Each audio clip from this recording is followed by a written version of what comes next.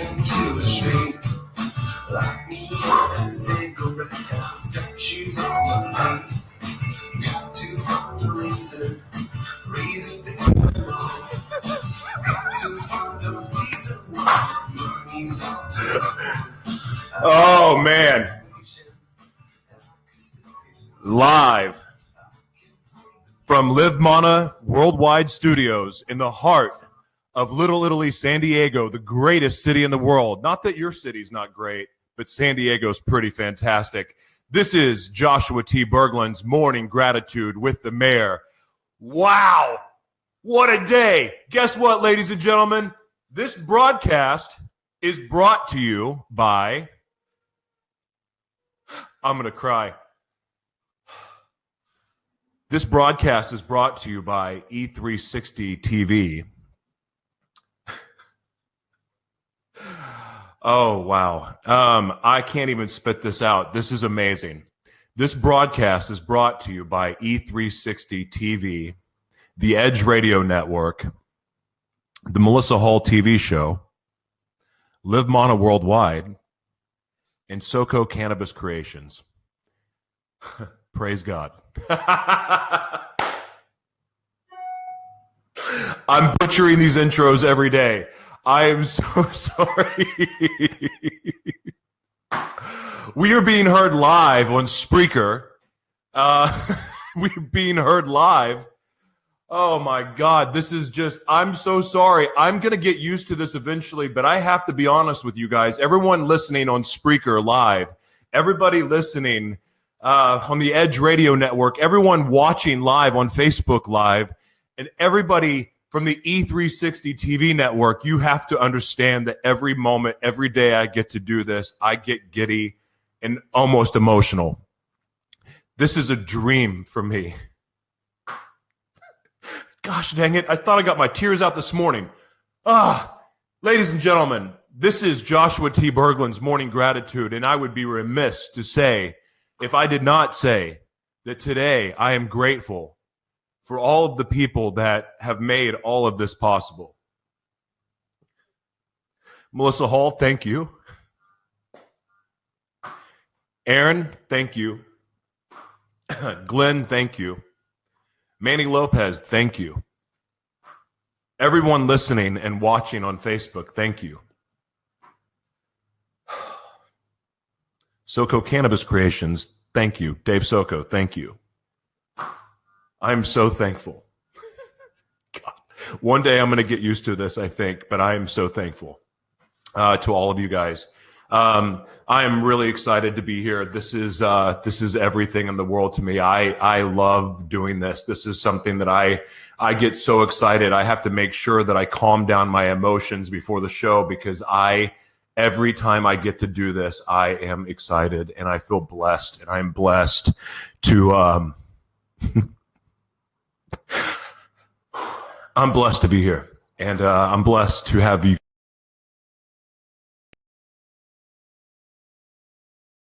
Guys, I'm just really, really grateful to have all of you here, everybody listening on the Edge Radio Network, everyone listening live on Spreaker, everybody watching live on Facebook Live, and everybody from E360 TV. Thank you so much. I'm going to have an intro soon, so I don't have to butcher this anymore. But I am so thankful for all of you. Good morning, Veronica, Kim, Mary, Aaron, Carl, Jane, Brian, great to see you. Ivan, great to see you. My man, Jane Stewart, great to see you. God bless you guys. Thank you for joining the show. If you're listening live on the radio right now, you can come check us out on Facebook Live. Just look up Joshua T. Berglan. Look up Joshua T. Berglan's Morning Gratitude. I think you can go to E360 right now and see us live. It is just an absolute amazing day, and I'm so blessed to be here. There's a lot to get into today. It's just terrific. I was at Manny Lopez's. Manny Lopez puts on an amazing event called Cervex, and at the Cervex San Diego, I had the pleasure of meeting an amazing woman. I mean, I remember just seeing her. I didn't know who she was, but I could just feel her energy, and I just and watched her smile and watched how she interacted with other people, and I thought, God, That's an awesome woman right there. And then she came up and talked to me and asked to take a picture. I almost lost it because I have so much respect for this woman. And now I am blessed to have her on the show.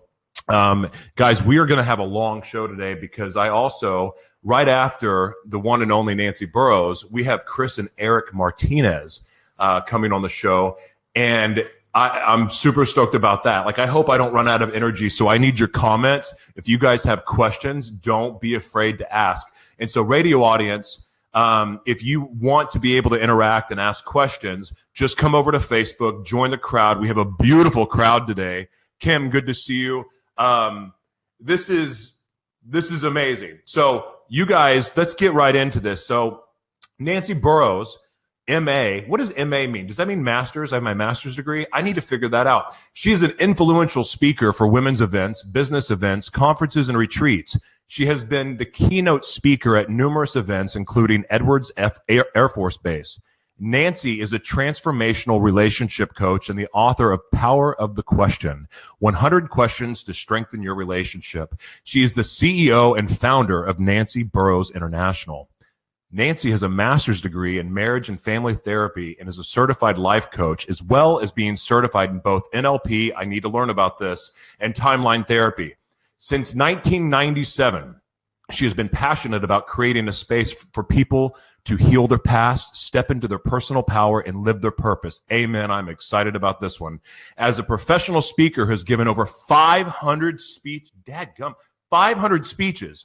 Nancy shares her personal story, which inspires others and gives them hope that there is a way to heal and restore love. Her profound concepts and tips will leave the audience wanting more as she expands their mind to new ways of thinking and behaving. Nancy lives in Leona Valley, California. Leona. I'm used to Indian words from Oklahoma. I don't know what that word is.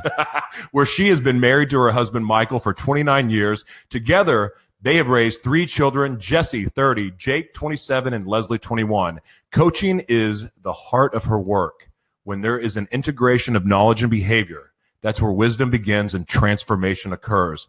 She works with individuals, couples, teens, high schools, businesses, and churches. Her clients will walk away with skills in personal development and relationship mastery. Ladies and gentlemen, oh my gosh, the one and only, the lovely, the beautiful, and I'm blessed to call a friend, Nancy Burroughs. Welcome to the show. Hey, good morning. How are you? Good morning. Welcome to Morning Gratitude. That's a lot to spit out. You are quite the accomplished woman. I didn't know you were that much of a badass when we met. Wow. Golly. I thought you were a fan of me when you asked for a picture. I should have asked you that gum autograph.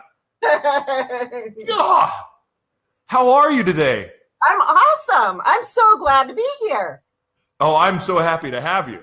I'm sorry about my emotional intro. I got to tell you, man, God is amazing. And it's just like every little step to achieving this childhood dream of mine. God, I'm going to quit talking about it. Anyway, so Nancy, what are you grateful for today? Okay, well, right off the top, I am really grateful to be here with you and your people, right? This is so awesome to get together and share energy and tips and concepts to help people. I just love that. I love it. I'm also grateful for, as you just mentioned, God's unconditional love. I mean, where would we be without that? No matter what I've done or how well I've done it or how poorly I've done it, God loves me regardless. So I'm going to bank on that one, right? I'm grateful for my family. I love being surrounded by my people, right? They make me happy. Mm-hmm. And, okay, I bet you don't know this about me, or you might. I love taking photos. So I'm very grateful for nature. I love the ocean, the trees, the mountains, the snow, the textures, the colors. I love it all. Love that picture. No. So if you're listening on the radio right now, I really want to start this thing. This is what my friend Melissa Hall had a suggestion about Funky Photo Friday. And I love seeing people's funny photos. And so here's my funky photo. It's right in. So I'm sorry, I didn't mean to interrupt you, but tell us about your photos. Oh, I love taking photos. Different angles, just seeing things through our eyes, right? Everything in life is how we see things, whether it's a photo or it's in our relationships. How are we seeing things? Through what lenses are we seeing things? Wow. You know, are we seeing things through anger? Are we seeing things through joy? How are we envisioning things? I love that. So tell me, so the motivation for the photos and that angle. So give me an idea of a situation in a relationship. Speaking of, because let's just go with men and women. Mm-hmm. We speak completely different languages. And we see things through different lenses. We see things through various experiences. Absolutely. So let's talk about that. Hmm. You're the photo. I mean, you were mentioning photos. So give me let's talk about it. Explain to me like scenarios of how people look at through these different lenses, how that can affect our relationships and how we might be able to improve them. Absolutely. You know, when we come into this world, we come in so pure and we come in with joy, and there hasn't been any trauma there. We just want to be loved, right? Loved and held.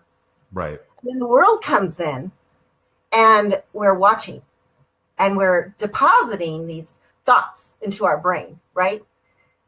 Maybe there was a math teacher that said, you know what? You just don't do math very well. And so what did I tell myself? I actually heard that. What did I tell myself? You're not very good at math. So I might have deposited the thought, you're just not that smart, right? Or life happens to us. And, you know, I was sexually abused by my brother, my adopted brother. So what thoughts might have I put in my head? I'm dirty. I'm full of shame. Tainted. I was adopted. What thoughts might I put in my head? Oh, maybe you're unlovable. People will leave you in life. So see how the world comes in and we have an emotion, then we get a thought, and then we attach beliefs to it.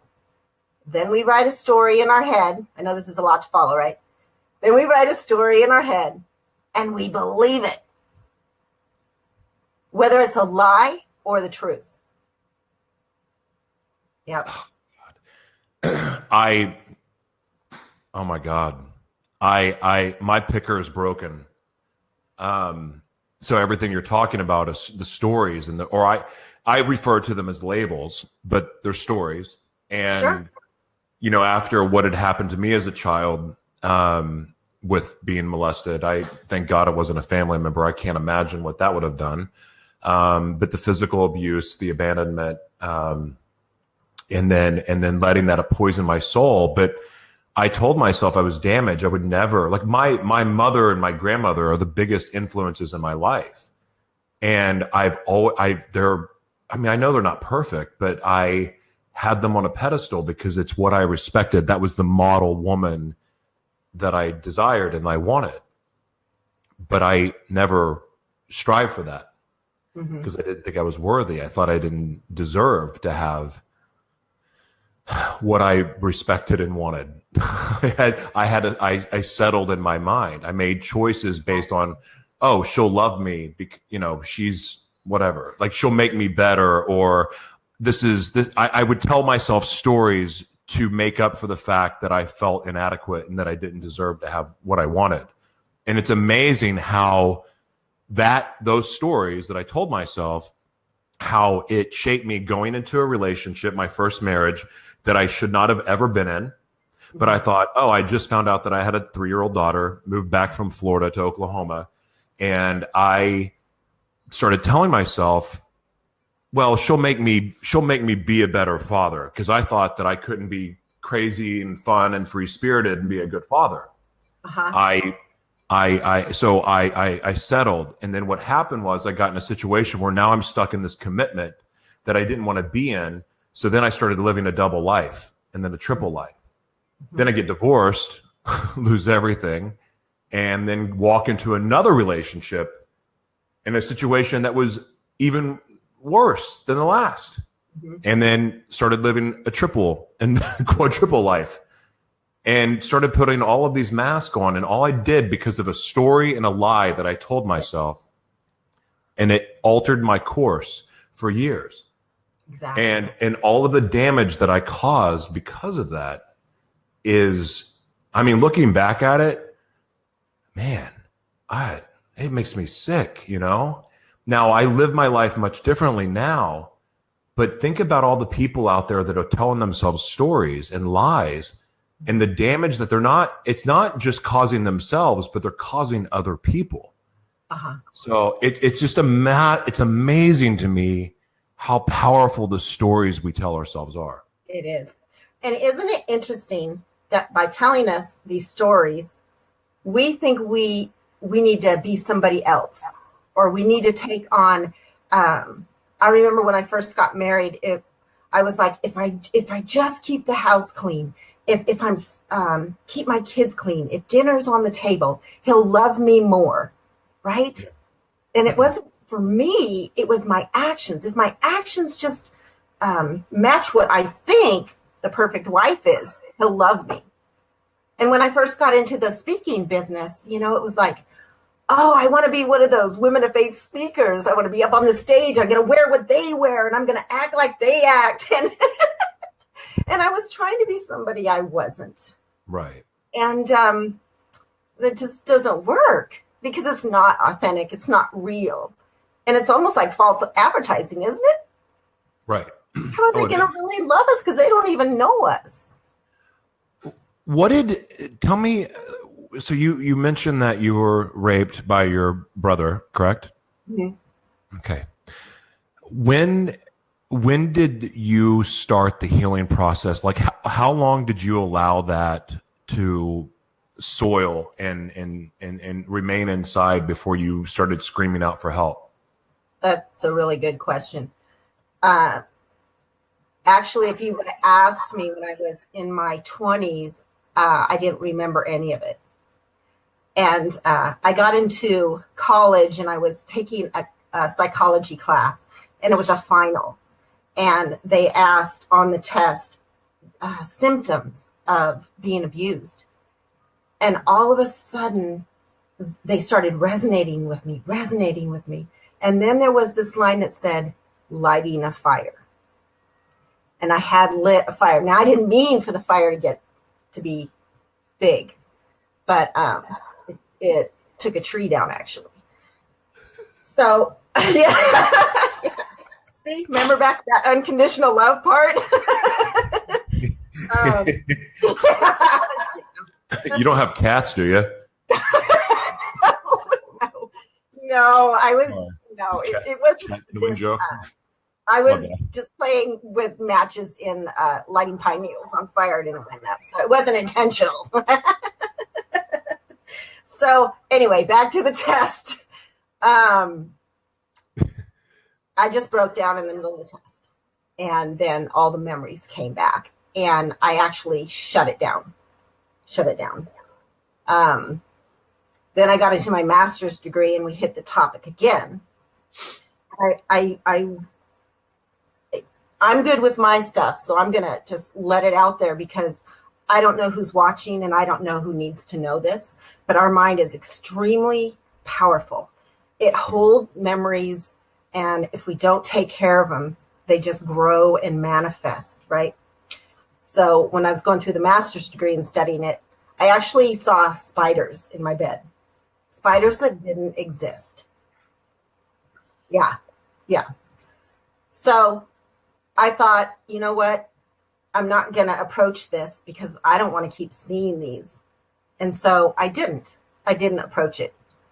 But you know what happens when we don't take care of the past, when we don't heal what's broken within us, they will keep manifesting, and we won't be in our authentic skin, and we can't do the great things that we're meant to because this stuff gets in the way. So finally, when I was 50. 50, mind you. It took me that long. That's why I wrote my book, The Power of the Question. What it is a concept book. And I asked myself the question, how come I'm not excelling? And your subconscious will answer things when you're ready for the answer. And in the morning, I heard, heal the abuse. No. Oh, look at that. I just destroyed it. Okay, back. So I said,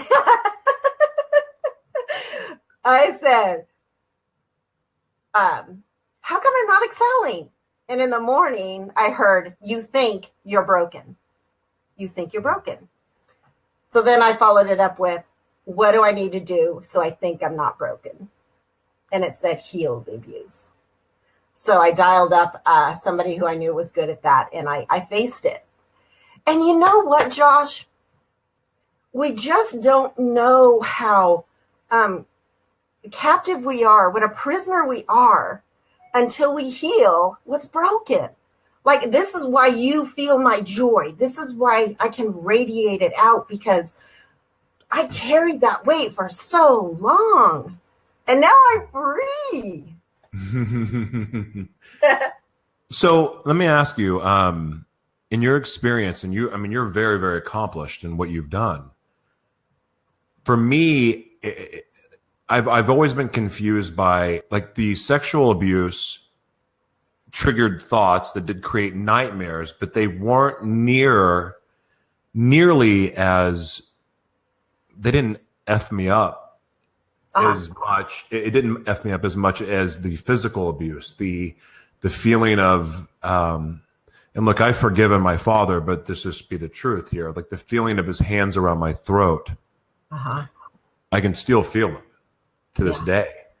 When I'm attacked, my first instinct is go right, like, I can't even say it, but just go for the throat.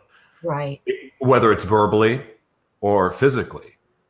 Like, I say on the show, I mean, people that have listened to the show now for a while, I'm sure they've heard me say bite people's faces, but I say that kind of joking around, but truthfully, there's something deep seated there, in the sense that that's what I go for, is the jugular.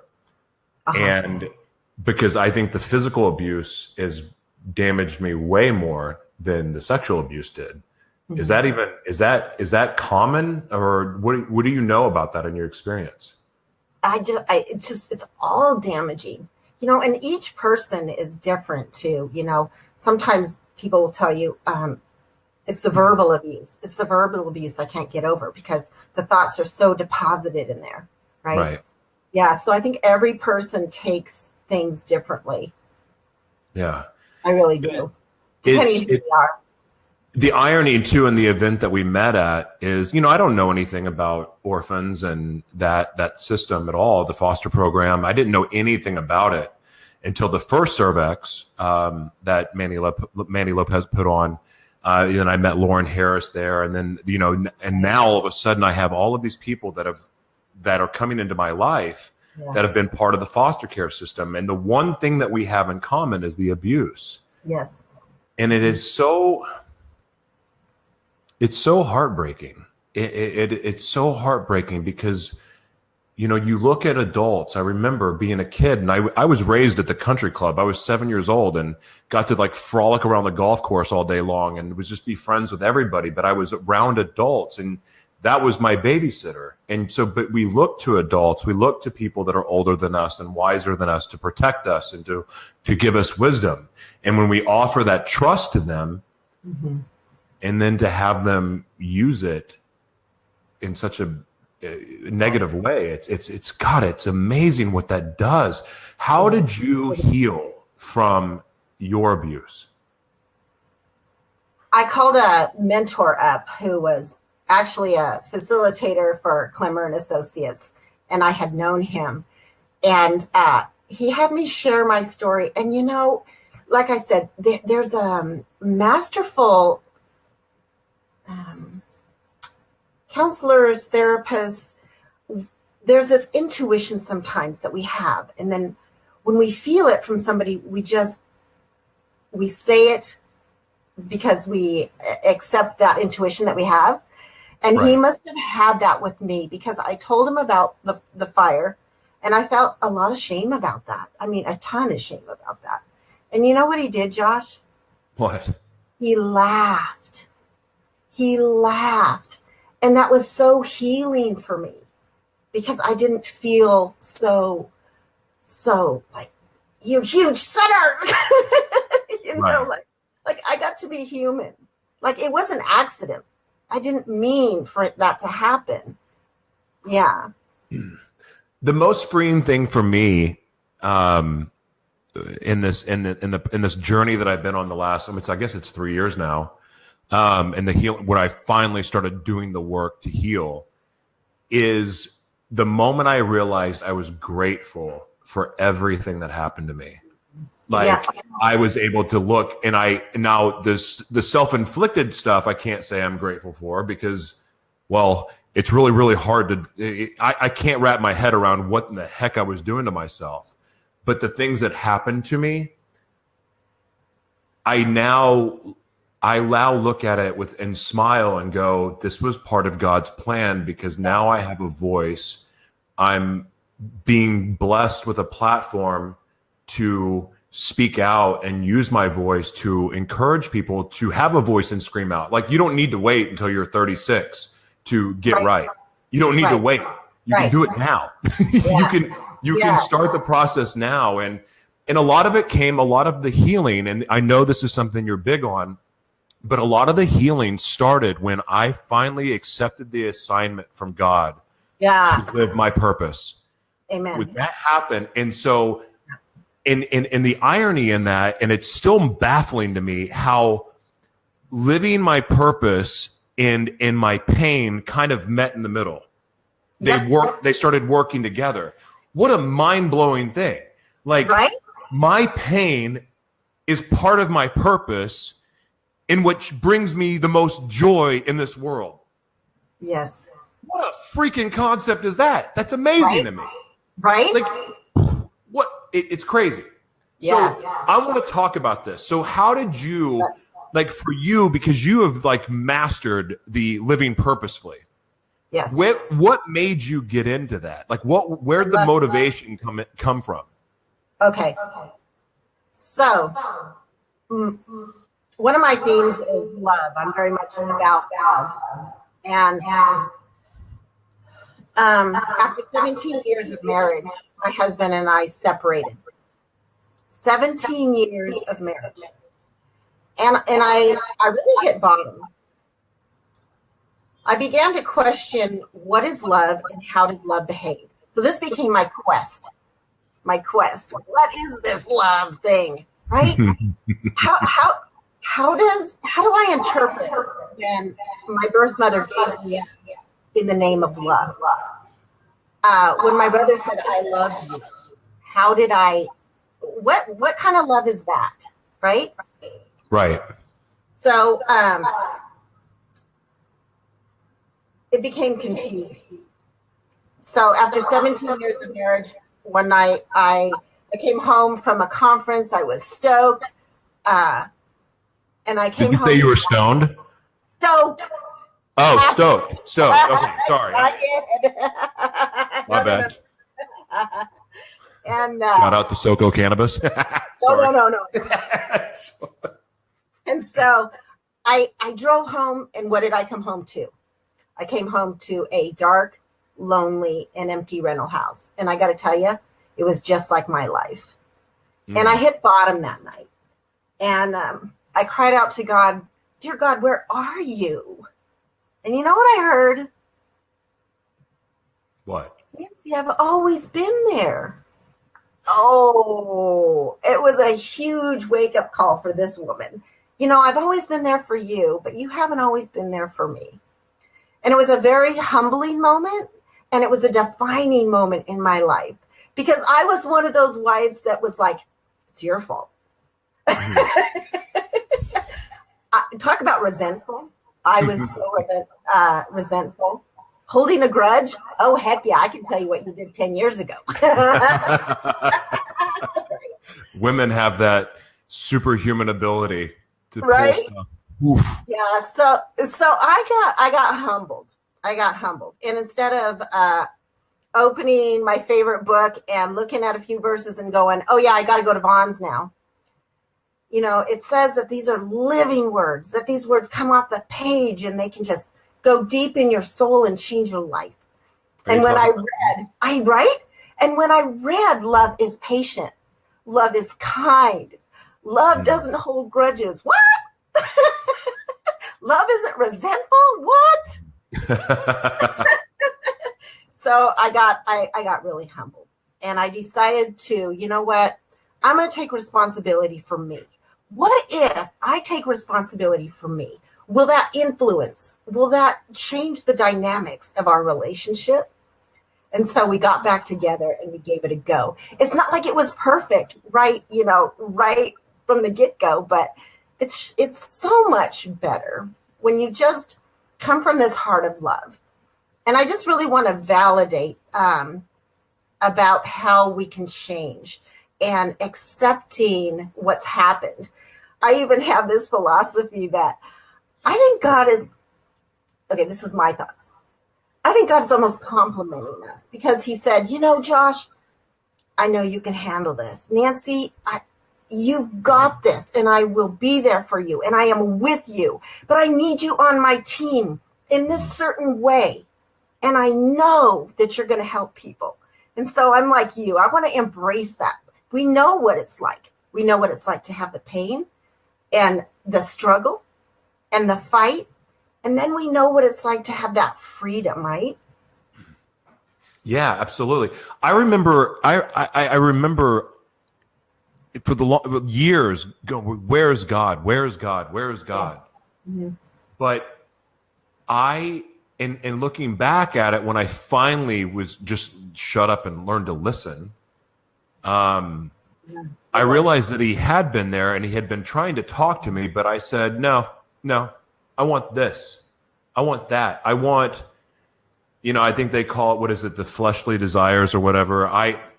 Everything to escape my head because I didn't want to deal with my crap. I didn't want to deal with my baggage. I didn't want to deal with the hurt because it felt so much better to numb it. Yes. And like whether it was sex or cocaine or just, and alcohol's never really been my thing, but like even alcohol or anger or a rage, like the rage felt better than tears.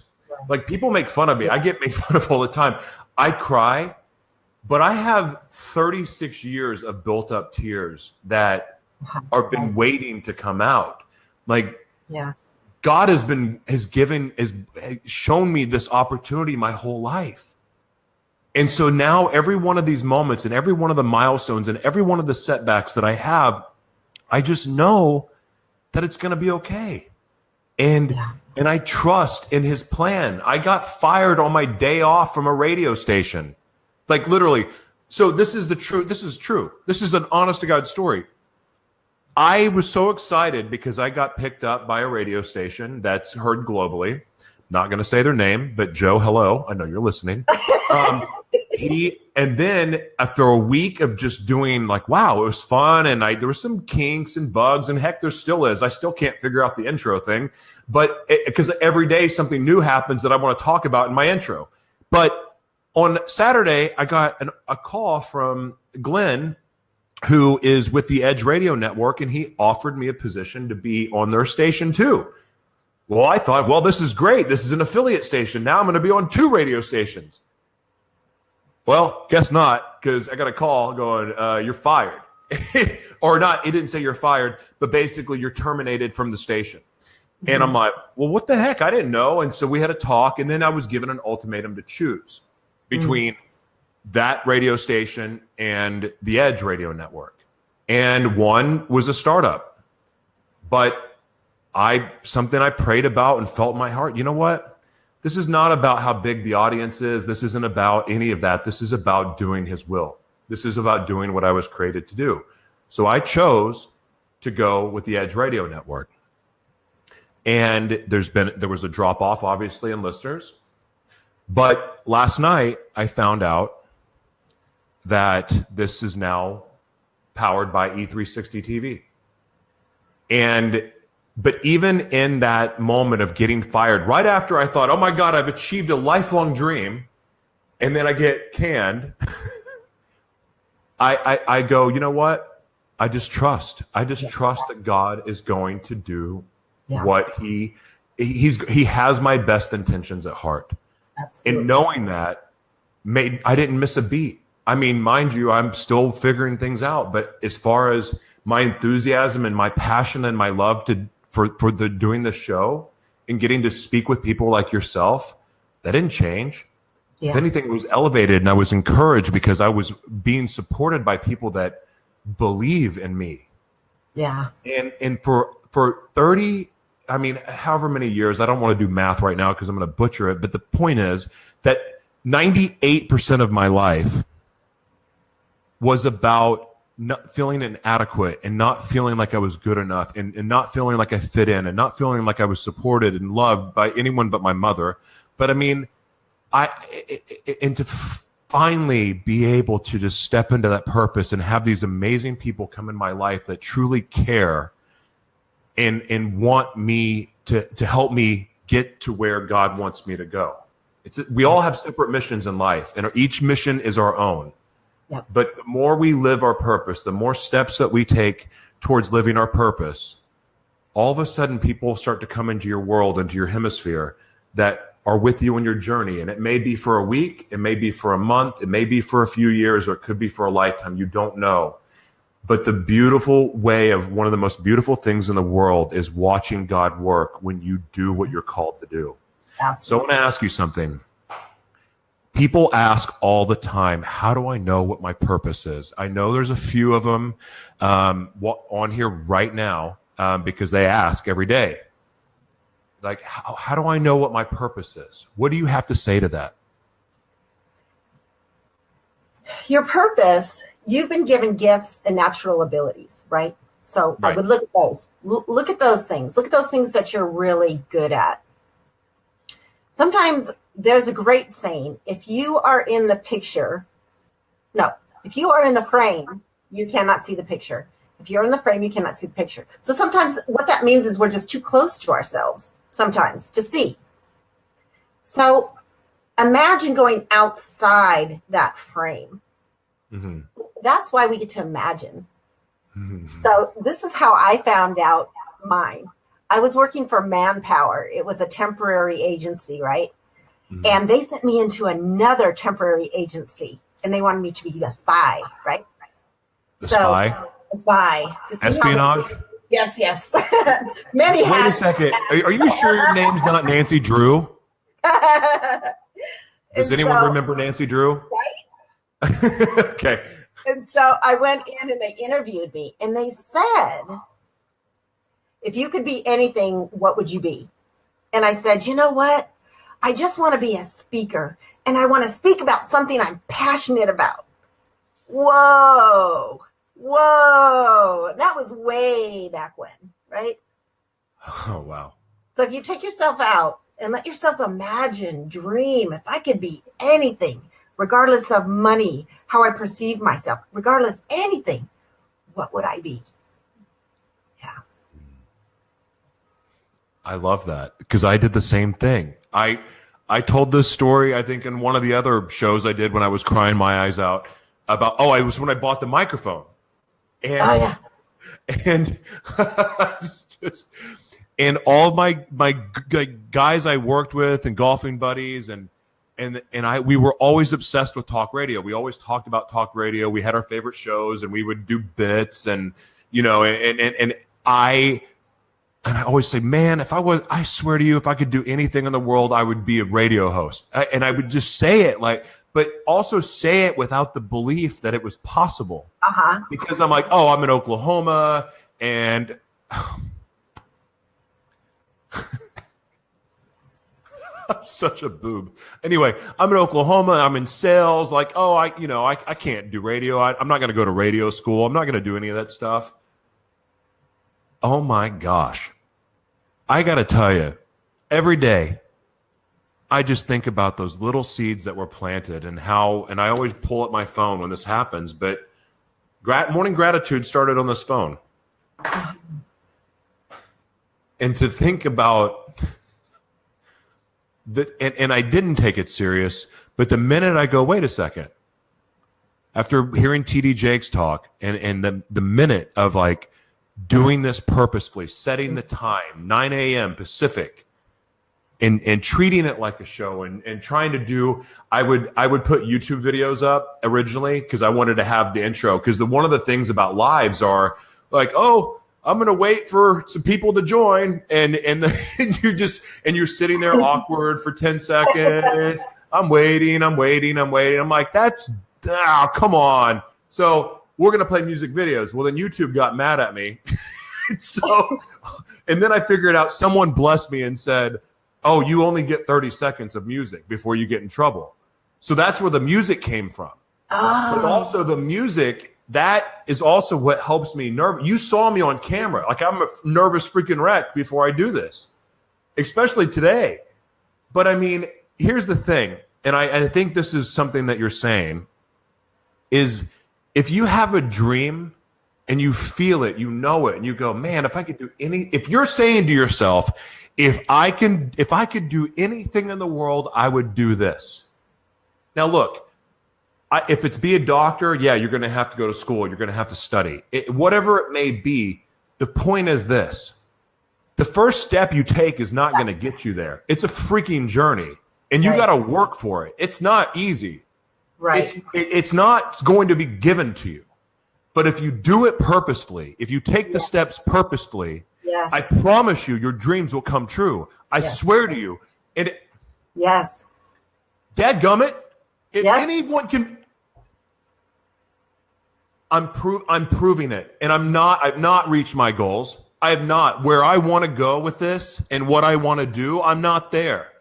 Yes. But dadgummit, getting there is not the fun part. It's the journey, baby. Yeah. It's the journey. Every day. Like that step, one more step. The joy is unbelievable. And look, life still was going to suck sometimes. But when you wake up in the morning, you get to go, man, I'm going to go do this. I get to do this. Right. It's just, it's beautiful. Right. Sorry. Anyway, sorry. You know, the world wants to tell us, okay, risk it, go for it. I honestly don't believe we're risking anything, because we've already been deposited these gifts and natural abilities. And I'm sure, have you ever been like this? Okay, God, well, I have this great idea for you. If you could just make this for me. And then he's like, okay, well, when you're done, I've got some doors for you to go through. So let me know when you're ready. But he does. I think he just opens these doors, and we could never get there on our own. Yeah. How do you know if you don't try? Right. And look, guys, I want to say something. I have to say this. You don't have to have the money to do it. If you have a dream, there's a way that you can at least take the step. If you want to be a writer and your dream is to write a book and you don't own a computer, notepads, right? If like, I'm dyslexic, one of my dreams is to write a book. And every time I sat down to try to write a book, I'm like, my ADD went crazy, and I would start confusing words and freaking out and going all over the place. But then I started blogging and this was part of the journey in getting here, and we won't go into the story, but I taught myself to write by blogging, and it would be like a couple hundred words at a time. And like, cause that's all I could focus on. And then I developed what I learned about flow state, and I learned how to trick my brain to where all of a sudden, like, all the craziness and noise around me became this channeled energy where I could just write. And then sooner than later, I'm writing 1,400 word blogs going, oh crap, I got to cut this in half because they say to have it at 600 words. I have 65 chapters written for my book, and I was a dyslexic mess. I still am. If you want to do something, you just got to take the first step, and then the next day take another step. And if you take a step back, do your best to take 2 steps the next day. That's right. Yeah. I remember when I was at the workshop and the facilitator said, "What are you doing to move forward in the purpose of your life?" And my answer was, absolutely nothing. And so I got moving. And remember that speaker I wanted to be? Mm-hmm. So I claimed it, right? I said it out loud. I want to be a motivational speaker.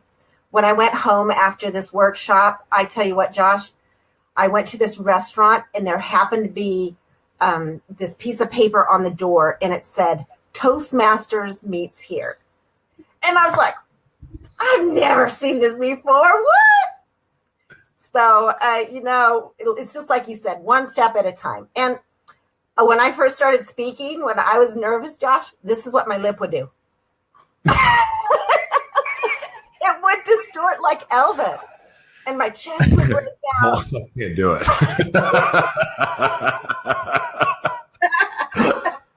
But really, honor what's in you. And it'll work out, right? One step at a time. For me, it was one speech at a time. Why do you think I spoke 500? Because it took that many times. That is quite the accomplishment.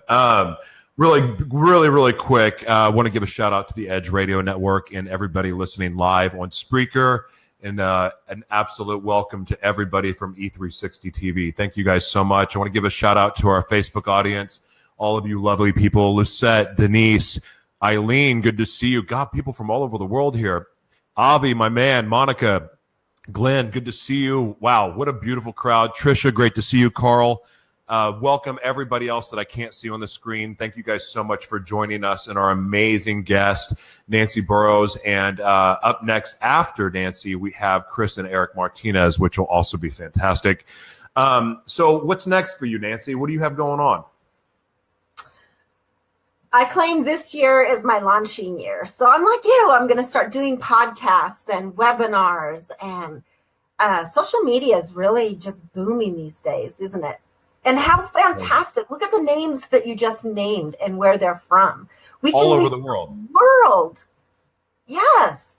The UK, we've got people from Jordan, like not Michael Jordan, the country Jordan. People from all over the United States. We have somebody from China and Tokyo that joins. It's just, yes, it's amazing. It's so amazing. And here's the thing. Here's what the coolest part about social media to me is, because it's got its flubs and flaws, and there's a dark underbelly of it, of course. But the point I'm trying to make is, social media shows that we are all God's children. We all have passion. We all have purpose. We all have a voice that needs to be heard. It doesn't matter where you're from and what you look like, who you love, and who you worship. You all have a voice, and you all have a message that needs to be heard. And this show is obviously blessed to be able to help people do that. What's up, Nick Harris? It's blessed. Good morning, John. It's blessed to be able to help people share their stories from around the world. But the point is, Canada, what's up? The point is that we're all the same. Like, we are not different. Right. And so I hope that when you guys go out in public, if you're somebody that does have reservations or may discriminate a little bit, I'm hoping that social media and shows like this, I'm not patting myself on the back, but I'm just looking at the screen in front of me, and I know where people are listening from around the world on Spreaker, in the Edge Radio Network and E360, people from all over the world. Like, this is proving that we all have a common interest in living our passion, living purposefully, and using the gifts that God gave us for good. Absolutely. Yeah. That's why, I'm so passionate to help people heal what isn't working inside. And it takes a long time to find a person. It really does. So how can we really embrace that purpose until we heal what's preventing us from really stepping into that greatness that God gave us? Right. Absolutely. I want to tell me real quick, and we're almost out of time. Tell me about your morning routine. What do you do every morning to prepare yourself for the battle you take on? Because anyone that's living as purposefully as you are and living with the Spirit, I know you get attacked. You suffer attacks from the enemy as much as anybody. And the more you step into your purpose, the more attacks you get. What do you do to prepare yourself each and every day? Okay. So I believe I mentor people and people mentor me. I believe it's two ways. So I'm up at 5:45 and I'm on a motivational call from my mentor. That sets me for my purpose. Next thing, what do? One of his assignments was write out a list and pick 2 of the things that are most important that would change your life. You know what was on that list? Read my Bible. And it was this wake up moment of, you know what? Every day, just as committed as we do anything else, whether it's Facebook, right? Or that 5:45 motivational call. I can get up for the call, but not read my Bible. Hello. So it's plugging in, man. It's plugging in. Absolutely. Man, you know what? For being on the show today, I'm going to give you a giraffe. Awesome. Yeah. You cannot sell it and you cannot give it away. What are you going to do with it? What am I going to do with it? You know what? I'm a collector of things like that. So see this? This is a little chair that one of my mentors gave me to imagine sitting alone time with God. These hearts, except for the red one, I find on the road. I think God romances me, and I find these hearts everywhere, everywhere, Josh. So the giraffe is going to sit there, and it's like, stick your neck out in your purpose, right? Make things happen. Ask for things. Be of service to other people so that things come back. I think it's a great reminder. That's what I would use it for. I've never heard that answer before. I'll take it. Okay, hold on. I got one more. Last one. A penguin walks into a bar wearing a sombrero. What does the penguin say, and what does it do? I would really like to turn this sombrero in for a tuxedo. Do you know what I can do? You are our guest. You can do whatever you want.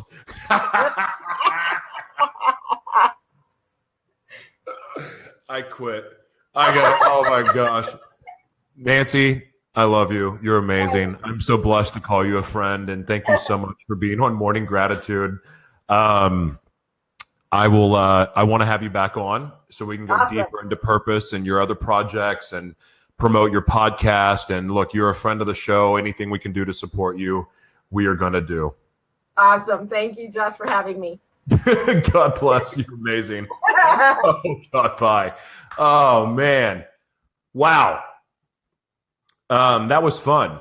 You know what? Sometimes, look, so if for the new listeners on Spreaker and the Edge Radio Network and the people watching on E360 TV and the people watching on Facebook Live, look, you guys know that if you're familiar with the show, sometimes there's laughing, sometimes there's crying, sometimes there's insanity. It's going to be all over the place, but it always comes back to gratitude. And that is gratitude and joy. That's gratitude when things go your way. It's gratitude when things don't. It's gratitude through pain. It's gratitude through it all. And that's what it's all about. So sometimes we're going to discuss things that are a little painful. But we also want to show and inspire that, the broadcast again. This is, Be Live, fix your software. I'm going to Zoom. And if anyone knows Be Live out there, tell them I said that, please, because this is twice it's happened. But you guys know that, look, I'm hoping with everything in me to, with these guests and their messages, that it inspires you and shows you that you can get through anything. You can get through anything, and you should never quit. You should never, ever give up on your dreams. I am super stoked to have our next guest on. These guys are awesome. It's a good song. I don't know. Can you guys hear that? It's not very loud. Hold on. Let me crank it up a little bit. Yeah. Man, these next guys, the dynamic duo, I'm sure you guys know them. And ladies, behave today because I know some of you got a little crazy with my guest earlier this week.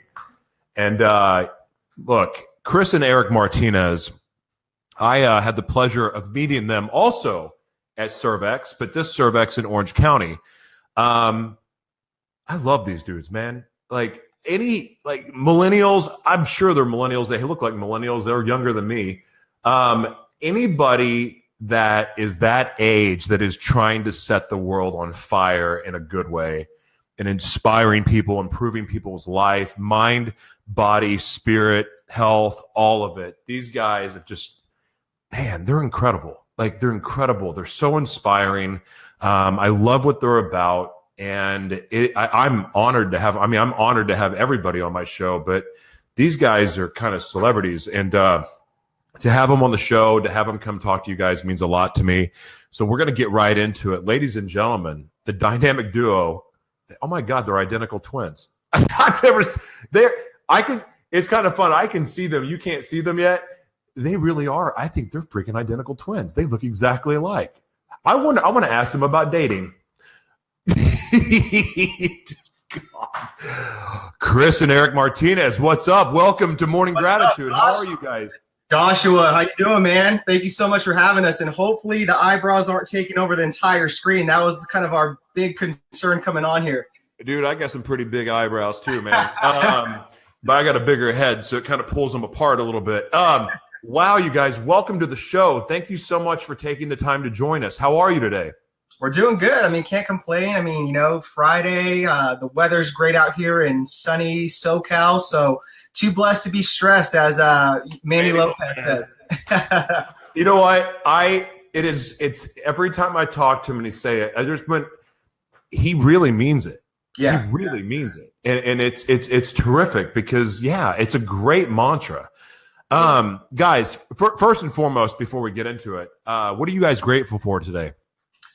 Just waking up another day. Honestly, I really try to just, practice just a life of abundance, just my surroundings, this guy right here, my girlfriend, everything, so I'm just grateful for those things. Sometimes, we take the small things for granted. So I'm just grateful for that for myself. Yeah. And one thing, are you Eric or Chris though? I can't tell. And I want to know, how in the world does your girlfriend know the difference? You got to take a guess right now. Okay. So on my right, wait, I can't point. So my right, Chris. Wait. Let's go by the shirt. I'm colorblind. They look like the same. The V-neck. Okay, V-neck is Chris.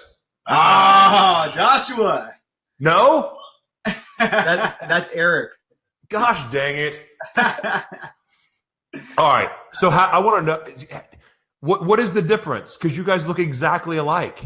I think the biggest difference is I have more tattoos on my arms as opposed to Chris. So that one's kind of like a dead giveaway. But if we're both wearing hats or long sleeves, that's a tough one then. Well, let's not fool anybody though. I am better looking than him though.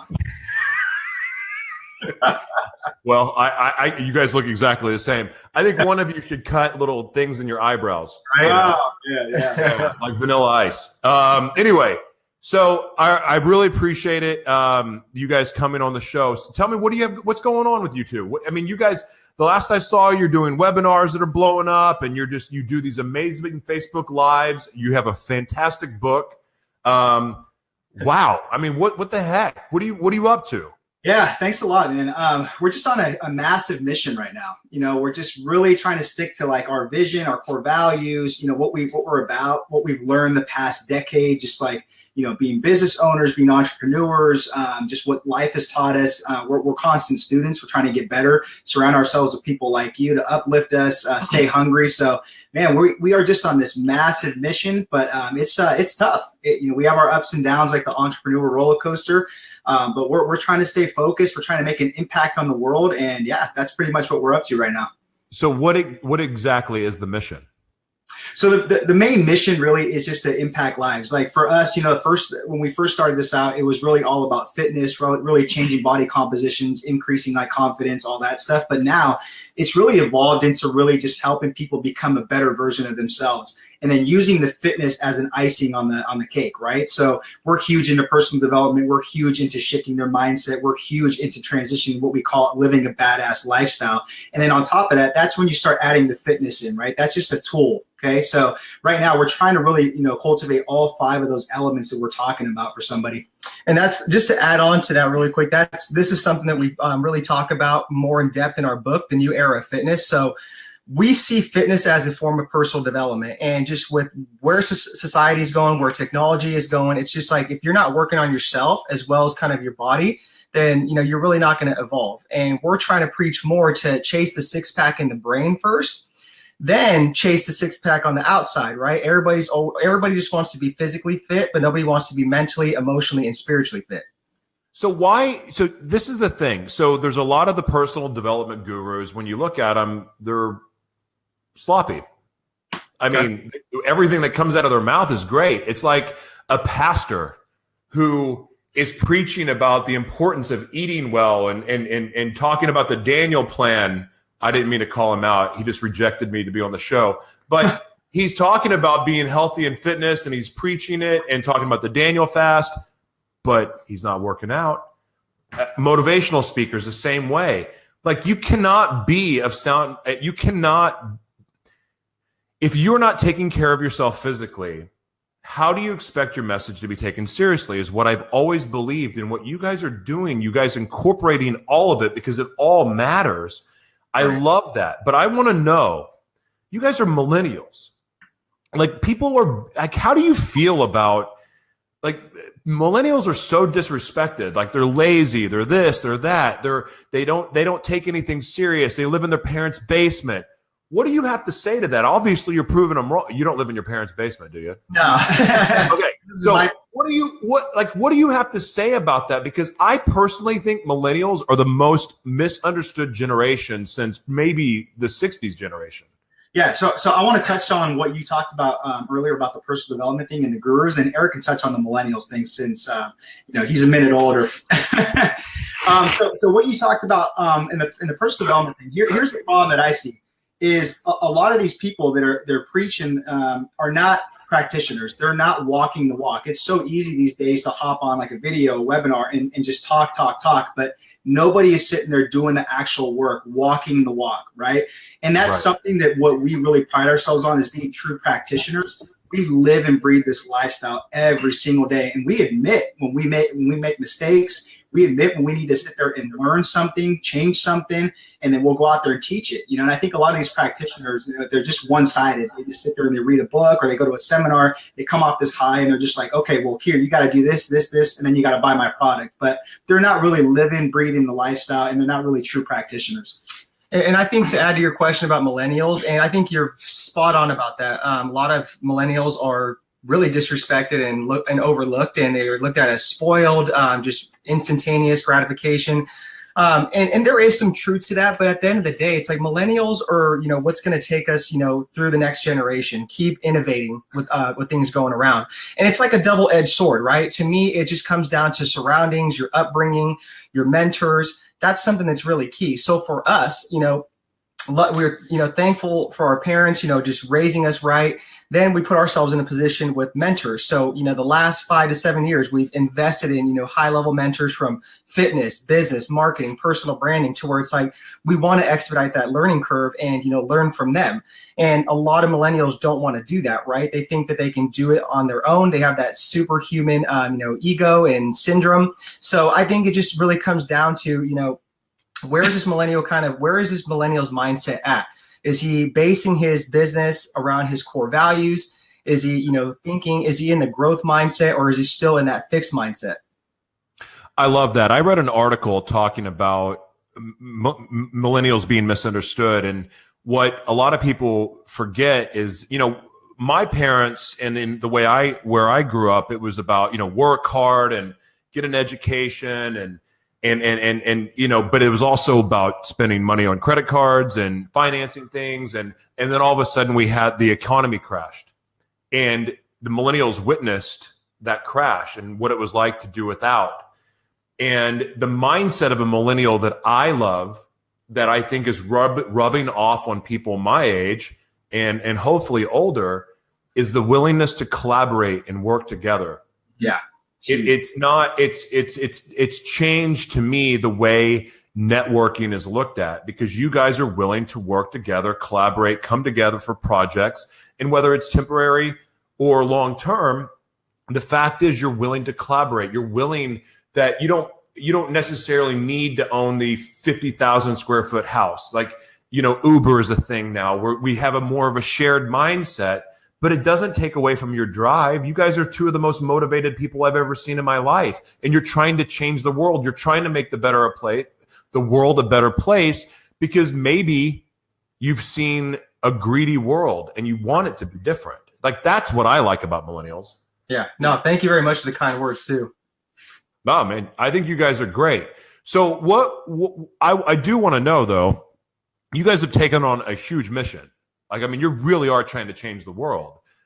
Where does that come from at your age? Like, who installed that in you, that drive, that passion, and that desire to do things as right as you can do them? No, that's such a great question. A lot of people don't ask us that. And I think that comes down to our father, right? So unfortunately, he passed away 14 years ago. We were seniors in high school, 3 days before Christmas. He was a correctional officer at San Quentin State Prison. So, you know, he fell asleep behind the wheel, passed away. So our life really changed after that. So it's been an uphill battle ever since then. Then our mother turned to alcohol, antidepressant pills. We lost her mother due to cancer. So like I said, it's been a lot for our family to handle, and for us as well too as individuals. So I think what really installed all that, you know, that grit, that hard work was our father, because he worked his ass off. He really did. And we saw that day in and day out. But as, you know, young kids at 13 to 16, you don't really appreciate that. You don't see the work ethic. You don't appreciate that. But then as you get older, you reflect on that and you're like, wow, you know, our dad was amazing. Like, he literally was, you know, the role model, everything for our family. So that really stuck with us. And we're like, wow, we were blessed with a gift and talent with work ethic, to where it's like, we are relentless. Right. And then we get our integrity and our huge heart from our mother. So, you know, with those two combinations, that has really been kind of like the recipe for, you know, our drive and our vision and mission, you know, that has brought us to where we are today. I love that. And I'm so sorry. For the people that do not know Chris and Eric Martinez, I want to read this real quick. They're known as the Dynamic Duo. They operate a world-class online training, nutrition, and lifestyle consulting business by the name of Dynamic Duo Training. Chris and Eric are also business coaches that help fitness enthusiasts grow their online businesses, along with being #1 international best-selling authors and speakers. Chris and Eric have worked with thousands of people via online and in person to help them look better, feel better, perform better, and live a dynamic lifestyle through training, nutrition, mindset, personal development, and lifestyle practices. They practice what they preach. I can attest to this. They practice what they preach on a daily basis, and that's to live a dynamic lifestyle, which in their eyes means to keep evolving in life, of that, training and nutrition, and to never live a static and complacent lifestyle. Be excited every morning and reach for the stars. You deserve it. Again, guys, I can attest to that. I've been watching your growth just since Cervex OC. Just really, really proud of what you guys are doing, and I love that. Who would you say is your biggest influence? Is it your father? I would say he's our biggest influence. Like kind of what Eric said, just seeing the day-to-day work that he did, you know, waking up like at 4 a.m, coming home, taking a nap, and trying to be attentive to us and really keep us in a straight line to become the people we are today. You know, he never missed a basketball game, never missed a soccer game. So yeah, he is our biggest influence, you know, and it's like, unfortunately we lost him at a very young age, you know, but that's exactly why I think we gravitated towards mentors as well too, you know, because we wanted to keep surrounding ourselves by higher level mentors, people that have made mistakes and people that can teach us. And that's, I think, another reason why we have such a huge drive to make an impact, is because we see the power of what mentors can do. And if we could have had a mentor from 18 to 24, which was the darkest period in our life, if I could have had a mentor there, man, I could have avoided so much pain and agony, but it's one of those things you can't rewind the clock, but you could always go forward and teach people so they can avoid that situation too. Yeah, absolutely. So we are in the social media age, no joke, because we're on social media now. But there's trolls and there's haters and there's people that no matter how good you try to do, they're going to come at you. I know you guys have haters because anyone that's trying to do God's work is going to have haters. How do you keep the haters, the people coming at you, the people that want to knock you down, the people that want to dismiss you because you're a millennial? How do you keep that from clouding your vision for your mission? Yeah. I mean, we get a ton of comments about our eyebrows, so I had to throw that out. There's probably one every single morning on YouTube. But to be honest, though, man, there's kind of two ways to go about it. I've seen like some other influencers. They'll sit there and attack people. They'll let it ruin their day. They'll let it get under their skin. They'll fire back at the comments. For me, I am not going to waste a single minute of my time, my breath, my energy towards a comment, towards anything like that, right? So I ignore them. You know what I mean? There's this old saying where it's like you can wrestle with a pig, but at the same time, you're going to get dirty or something like that. It's so true, man. That's exactly what they want. They want you to wrestle with them and go back at it, and then they end up winning, right? And then you end up wasting time, energy. You're frustrated. You lose track of what you're doing for the day. So for me personally, I don't give into that stuff, and I recommend people just don't even give into it. Don't give them the time of day. Just brush it off like it didn't even pop up, Yeah, I agree with Chris on that too. I'm very much like that. And one of our mentors told me one time, he was like, you know what? Don't even waste your time with that. The best way to get back at your haters is just keep doing what you're doing and live that awesome lifestyle. And then that'll shut them up.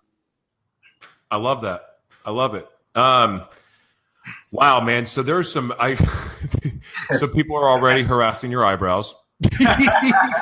So, Spreaker audience and the Edge Radio Network, you guys cannot see the comments unless you've come over and joined us on Facebook or E360 TV. But, oh my gosh, the comments are hilarious. You trolls. Randy, you're a troll. Bonnie, oh, here they are. Here she is. Bonnie already likes you guys. Hi, Bonnie. How you doing? Bonnie, you cannot sexually harass our guest. You calm down. Lauren Harris, yes, I know it's a white door. We're getting a green screen soon. Leave me alone. Lauren also says, you almost look related. It's uncanny. LOL. Hi, guys. Love these guys. Hey, what's up, Lauren? How you doing? Elizabeth Cantu, hope you're feeling better. She says you guys are awesome. You guys are awesome. So where do you want to go? What's the next step? You guys got a lot going on. You've got your hands in a little bit of everything. What is your ultimate end goal? What's your goal? What is the goal that you have that almost seems unattainable, but you're going to get it? That's a great question. And number one, I think, is just, right now this year, we're really testing out, more speaking engagements, seeing if we like the lifestyle of actually traveling, which already is pretty exhausting. So we have a lot of speaking engagements that we're very grateful for coming up in 2018. So that's going to be a great test. From there, obviously, we want to keep pushing our book out there because that was a huge accomplishment towards us. And there's such a great message in that book to where it's we want to keep pushing that out there, keep changing people's mindset with fitness and not having them look at it as black and white and under a microscope anymore, that it's more of a growth mindset. And like I said, it's more of a lifestyle type of approach. After that, I think we want to keep pursuing our next endeavor with, coaching, these fitnesspreneurs, personal trainers, how to sit there and take their in-person business to online and actually scale their business. I think there's a huge gap for that. And we have a lot of experience with our business the last 8 years. We've had high-level mentors, coaches, to where it's now it's our turn to sit there and give back to them, serve them, and teach them the right way to do things. Yeah. And so one thing, too, is I want to just strangle this guy. That's the vision going forward. It drives me crazy.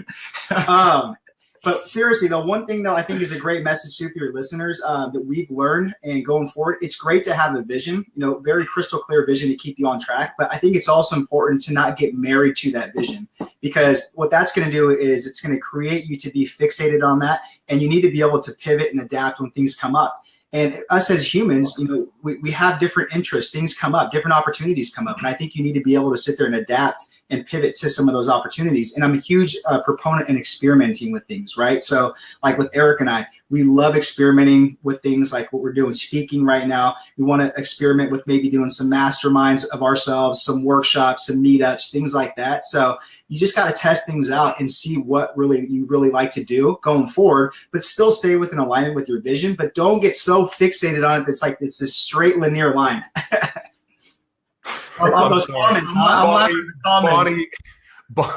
Bonnie's funny. I love her.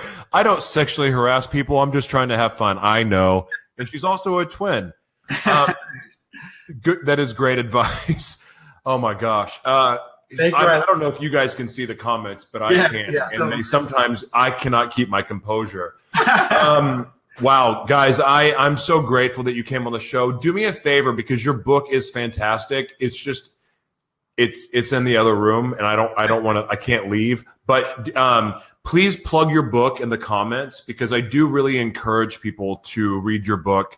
And then also follow you on all of your social media. I'll make sure to plug all that stuff in the comments for people, because you guys really are, to me, like guys men and women out there that have kids that are growing up. These two are fantastic mentors. They're really, I really believe in them, and I just know that they're going to do amazing things in this world. I mean, they already are, but it's just going to continue to grow. Chris and Eric, thank you so much. I'm also going to give you a giraffe. A giraffe, huh? Yeah, but you have to share it. You can't give it away, and you can't sell it, and you have to share it. What are you going to do with the giraffe? Oh, man, I guess I'm going to put it right here next to this bookshelf that I have so I can see it every morning. And then I'm like, oh, Joshua gave me that. No, it's a real giraffe, dude. I don't think it's going to fit in that room. I know this guy, a giraffe fitting in the room. Josh, it's a real giraffe. What are you going to do with it? I don't know, man. I'm stumped on that now. I guess what I'll do with it is I'll ride it around LA to bypass all the traffic. How about that? Yeah. And if motorcycles can go in between cars, so can a giraffe. I like Chris's idea. You guys. Hey, thank you so much for joining the show. God bless you guys, and keep up the great work, man. Thanks so much for having us, man. We really appreciate it. Thanks, Joshua. Keep up the great work, man. Thank you, guys. Bye-bye. See you soon. Man, I got to find a new question, and I got sunlight in my eyes. I'm going to have to start wearing sunglasses during the show. Walk the giraffe on the beach. There you go. Yeah, they live in LA. What the heck? Can you imagine? Can you imagine seeing a giraffe? Again, dadgummit. Be Live, fix your software. Can you imagine having a giraffe walk in the middle of cars on the 405? That would be hilarious. Or rolling down the Sunset Strip with a giraffe. I'd wear a cowboy hat, a Speedo, and cowboy boots, and I would wear a saddle and just ride it up and down Sunset all the time. I don't know how well the giraffe would do in San Diego. Anyway, Trisha, welcome back. Okay, so everybody that's listening right now on Spreaker and the Edge Radio Network, thank you guys so much. This has been an amazing week. It's been a tremendous blessing. And so many new changes. E360, really starting Monday, is going to be an adventure. But I want to thank all of you guys that are watching on E360 and from E360. Thank you for the support. Thank you for believing in this show. Thank you, Facebook audience. You guys, I'm so thankful for you guys. I love you guys so much. If you're listening on the radio right now, you can follow the madness that happens in these comments every day. If just look up Joshua T. Berglan's Morning Gratitude, or just look up Joshua T. Berglan. We stream from both. I want to give a shout out really quick to SoCo Cannabis Creative.